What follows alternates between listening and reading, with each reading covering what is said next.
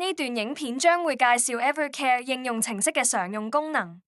你可以喺工作頁面申請工作。首先點擊左下角嘅放大鏡檢視工作頁面，然後直接 click 入你想選報嘅工作。點擊底部嘅選擇更期，就可以喺月曆上面揀選想申請返工嘅日子。請留意，如果該日子顯示為紅色，則代表你當日已有其他 Evercare 指派嘅工作。細閱工作要求並確認日子選擇無誤後，你可以點擊右下角申請工作提交申請。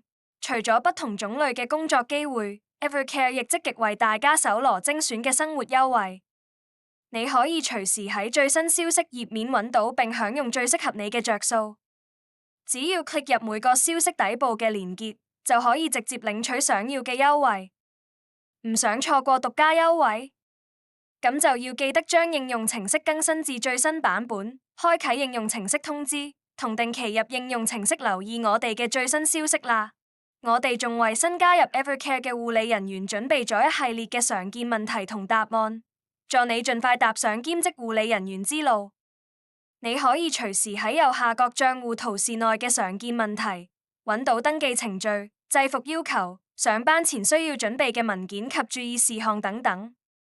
如果有其他疑難，可以隨時 WhatsApp 聯絡我哋幫手。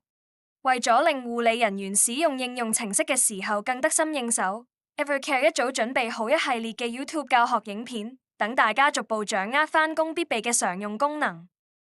詳細嘅連結我哋已經分門別類擺咗喺常見問題裏面，護理人員可以根據自己嘅需要登入應用程式瀏覽相關影片。